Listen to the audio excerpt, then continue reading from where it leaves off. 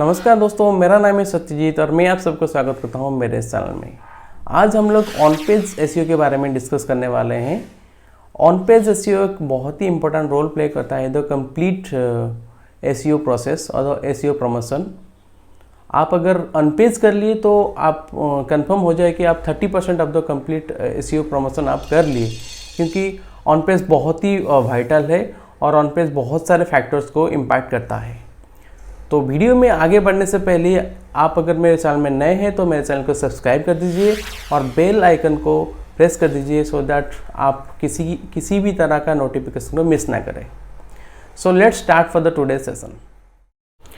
सो चलिए गाइज, अभी देखते हैं ऑन पेज क्या होता है। हम आपको ब्रीफली एक्सप्लेन करते हैं। अभी देखिए what is on page. So on page में तीन कैटेगरीज हमने डिवाइड किए हैं। What is on page, factors depending on page SEO, importance of on page SEO. So the first one is what is on page SEO. सो आपको पता है कि ऑन पेज एसईओ में, जैसे कि पहले बताया, ऑन पेज एसईओ बहुत ही इंपॉर्टेंट रोल प्ले करता है in the complete process. On page SEO is the practice of optimizing individual web pages in order to rank higher and earn more relevant traffic in search engines. On-page refers to both the contents and HTML source of a web page. It means what? On page में कुछ factors है जहाँ पर आपको website के HTML part पर और the contents है, दोनों के ऊपर आपको काम करना पड़ेगा। So what are the factors? Those factors impact on page we will discuss on this video. So let's move to the other slides. Factors depending on page. So मैं अभी आपको पढ़ के सुना देता हूँ what are the factors. After then we will discuss one by one. So content of a page, उसके बारे में हम लोग डिस्कस करेंगे। Title tags which is H1, H2, H3 and all things. Meta descriptions, URLs, image alt text, HTTP status, page speed, mobile fast and internal linking. So these are the main factors that comes under on page which you need to work on. So ये काम करने के बाद आपका on page ठीक हो जाएगा और ये सर्च इंजन्स के लिए फ्रेंडली हो जाएगा, सो दैट आपका ऑन पेज अच्छे से काम करेगा। So come to the next slide which is content of a page. So what is content of a page? Content of a page is what makes it worthy of a search query. It is what the user came to see, and so it is extremely important to search engines. It is important to create a good content. See, आप किसी भी web page पर जाएंगे तो किस लिए जाएंगे? Fast content के लिए ही जाएंगे, क्योंकि आपको पता है कंटेंट इज़ द किंग। सब लोग यही बोलते हैं, क्योंकि कंटेंट अगर आपका वेबसाइट और वेब पेज में अच्छा हो तो ही कोई रुकता है आपके वेबसाइट में, कंटेंट को पढ़ता है और उसका जो क्वेरी है वो सॉल्व होता है। सो creating a good content in on page is the most important thing. As you know, in the on page content is the most vital part, and you need to work on content in the fast variety. Okay, so good contents must supply a demand and must be linkable. Yes, content linkable होना चाहिए और एक demand पूरा करना चाहिए। किसी अगर suppose आप किसी वेबसाइट में जा रहे हो और वो कंटेंट आपका डिमांड को फुलफिल नहीं करता है, तो वहाँ पर आप रुकोगे नहीं, आप वापस आ जाओगे, तो क्या होगा? वो वेबसाइट का बाउंस रेट जो है वो बढ़ जाएगा।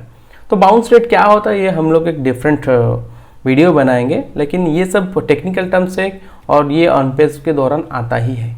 सो मैं वो चीज़ दूसरे वीडियो में कवर कर लूँगा। तो next is title tags which is H1, H2 और H3 up to H6. Title tags are the second most important factor on page SEO after the contents. Title tags दो टाइप्स के होते हैं। यहाँ पर हम ये देखिए जो एग्जांपल दिखा रहे हैं ये सब है मेटा टाइटल्स, जो कि आपके सर्च रिजल्ट पेज में आता है, और ये इम्पोर्टेंट है क्योंकि आप गूगल इसको ही फेच करके आपको कुछ रैंकिंग वगैरह जो भी कुछ है वो देता है। तो ये है बहुत ही इम्पोर्टेंट। और जो नेक्स्ट थिंग है और जो दूसरा वाला टाइटल है वो है H1, H2, H3 जो कि कंटेंट में आता है। कंटेंट में आप देखेंगे कि जो फास्ट टाइटल होता है उसे हम लोग H1 में रखते हैं और जो सब हेडिंग्स होते हैं उसे H2 और H3 इसी दौरान एक ऑर्डर में रखते हैं।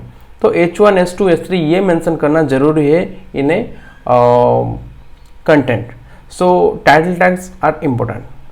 So next is meta description. So meta description is a set of text that provides a brief summary of a web page. Search engines such as Google often display the meta description in the search results, which can influence click through rate. You can see this is an example.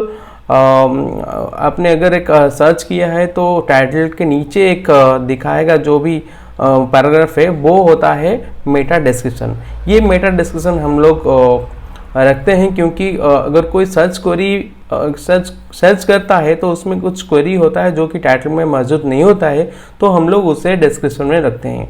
और ये आपके web page के बारे में एक details overview देता है कि आपके वेबसाइट और वेब पेज किसके बारे में है, उस वेबसाइट में जो कंटेंट है उसका एक समरी देता है. तो ये बहुत ही इम्पोर्टेंट है. तो नेक्स्ट फैक्टर आता है URL. सी URL आप सबको पता है, आपका अगर एक डोमेन होता है तो उसका URL होता है, लेकिन URL में भी कुछ गुड पॉइंट्स है, कुछ बैड पॉइंट्स है. लाइक आपका जो स्ट्रक्चर होता है, व्हेन यू क्रिएट ए सब पेज और ए इंटरनल पेज, आपको जो स्ट्रक्चर बनाना है उसके ऊपर आपको ध्यान रखना है, क्योंकि अगर आपका स्ट्रक्चर अच्छा होता है तो वो काउंट हो जाता है एज ए गुड URL. अगर वो स्ट्रक्चर अच्छा नहीं होता है, कुछ स्पेशल कैरेक्टर और कुछ नंबर्स रखते हैं उसमें, तो वो काउंट हो जाता है एक बैड एग्जाम्पल और a bad which is not optimize. So you need to create a optimized URL.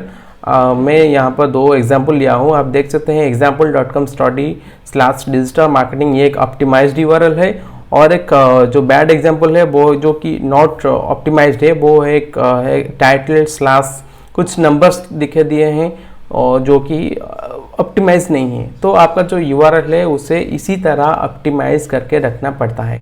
So the next point is image alt text. Alt text is known as alt tags used within an HTML code to describe the appearance and function of a image on a page.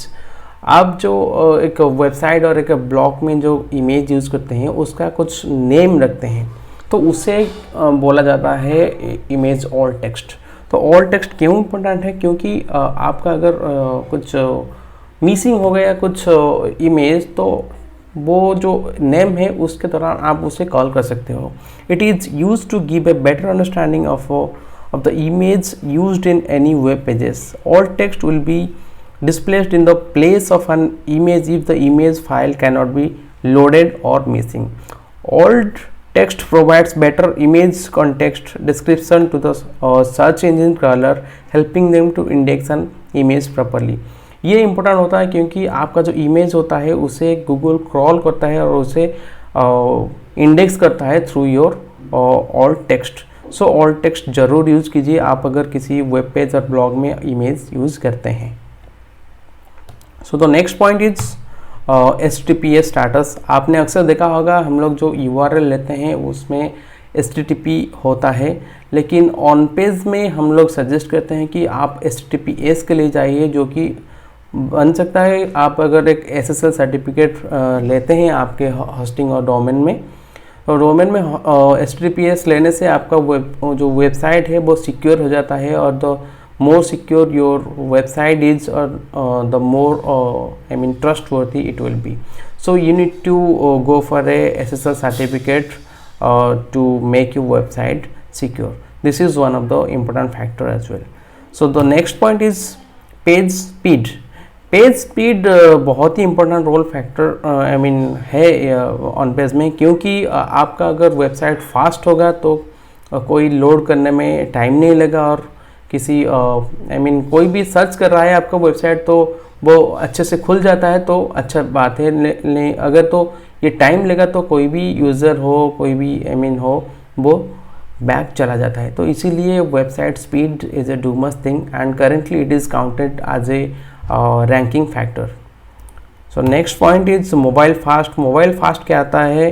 आपका जो website है वो mobile में अच्छे से खुलता हो और मोबाइल फ्रेंडली है, उसे हम लोग टेस्ट भी कर सकते हैं. यहाँ पर एक URL दिए हैं, you can check it here. ये गूगल का टूल है, इस पर आप जाके आपका वेबसाइट चेक करते हैं ये मोबाइल फ्रेंडली है या नहीं है। और this is very important because आज के तारीख में हर कोई लैपटॉप या डेस्कटॉप यूज़ नहीं करता है, सब लोग प्रीफर करते हैं मोबाइल में कुछ ब्राउज़ करने के लिए।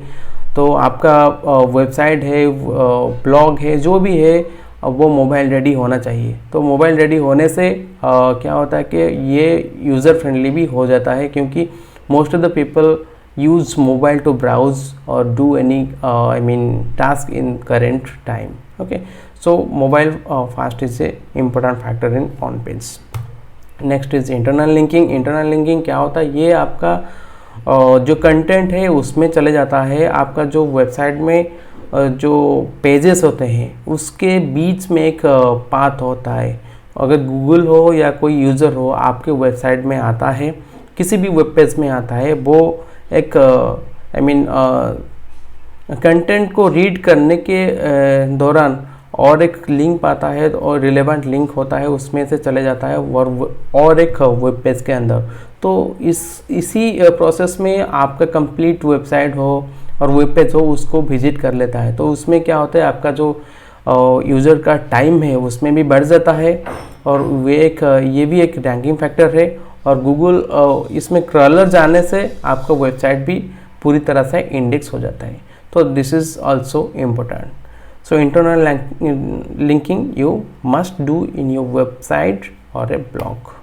So the last point is importance of on-page SEO. On-page SEO helps search engines to understand your website and its behavior. Search engine identifies whether your data is relevant to a searcher's query or not. In this current era, search engines are now mostly artificial intelligence, and they are giving most importance to the search result which is relevant and more accurate and towards a query. So guys, this is all about today's session. We'll discuss more about on page in the future sessions. आपको अगर ये video अच्छा लगा है तो ये video को like कीजिए, शेयर कीजिए और मेरे चैनल को सब्सक्राइब कीजिए। Thank you for watching my videos. Have a nice day. Take care.